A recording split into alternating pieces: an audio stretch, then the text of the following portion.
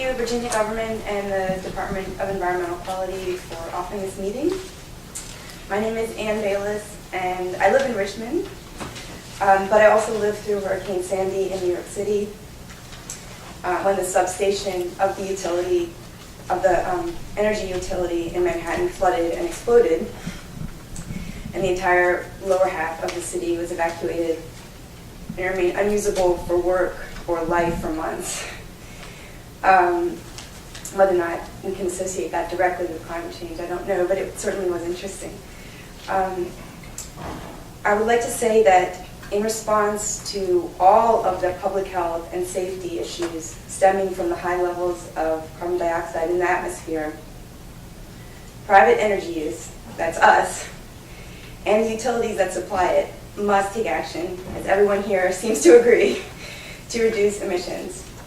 And I think that although the cost of a carbon tax would be high, because it would raise the cost on many, many things, it would affect the price of everything that we do and everything that we buy, yet it still may be worthwhile because it will force us to rethink our consumption and our current patterns of consumption, especially for those of us who are able to afford more consumption than others. So those people who are consuming the most would be affected and would be forced to reduce the most. That's what I think would come about if we enacted a carbon tax with a refund, 100% refund, or even an 80% refund to all of the citizens of the Commonwealth.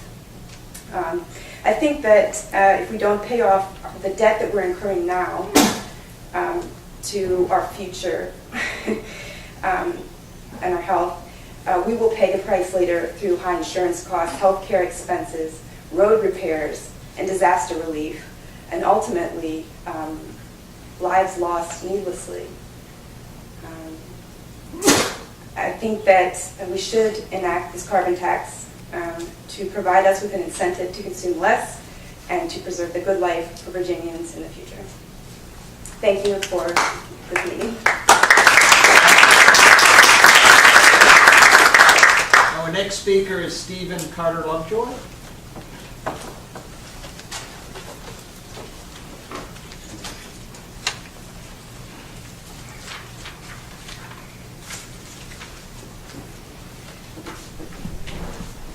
Hi, I'm Steve Carter Lovejoy. I'm a librarian at Henrico County's Tuckahoe Library, and I live in Chesterfield County. I'm in my bicycling clothes today because I just rode my bike here from work, and I'll be riding home to Bon Air after this meeting. I commute to work on my bike for the same reason I'm here to speak. I want to take an active part in making sure my world changes in a positive way. Change happens. It's human nature to fight it, but change is inevitable. The smart response to change is to envision what world we'd like to live in and adjust our actions to get the changes we want.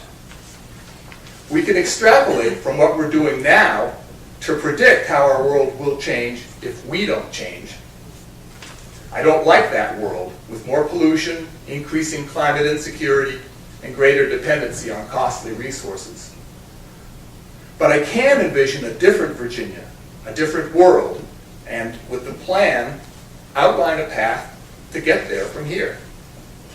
The EPA Clean Power Plan can help us make that journey. A few points. One, it's time to acknowledge that fossil fuel should be left in the ground. Southwest Virginia has other talents and resources that can supplant its reliance on the fickle coal industry.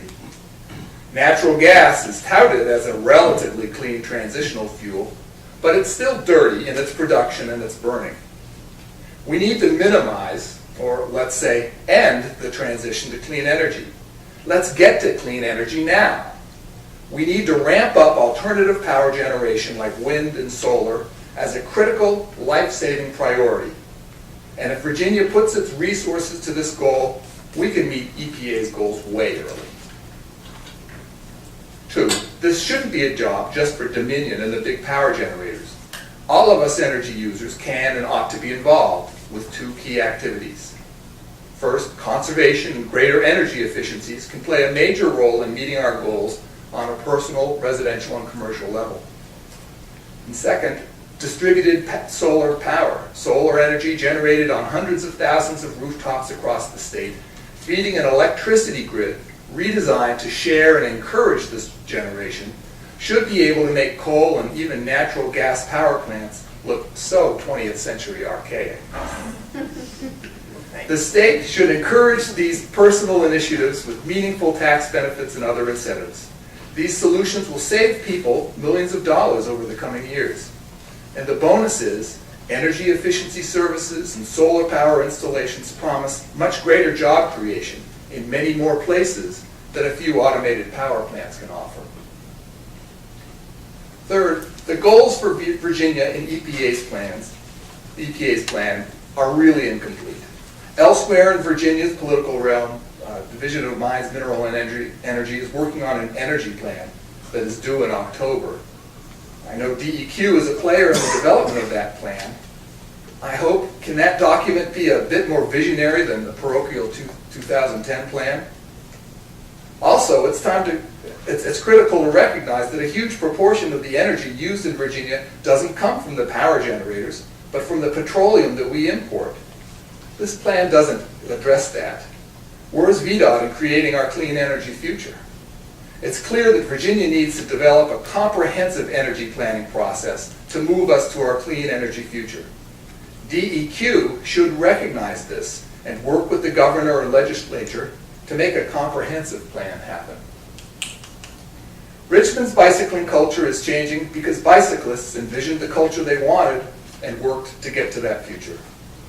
Energy users, that's all of us, need to change our energy culture, and the EPA plan is part of a process to get us working to come into a future that's changed for the better, not despite our resistance, but because of our positive efforts.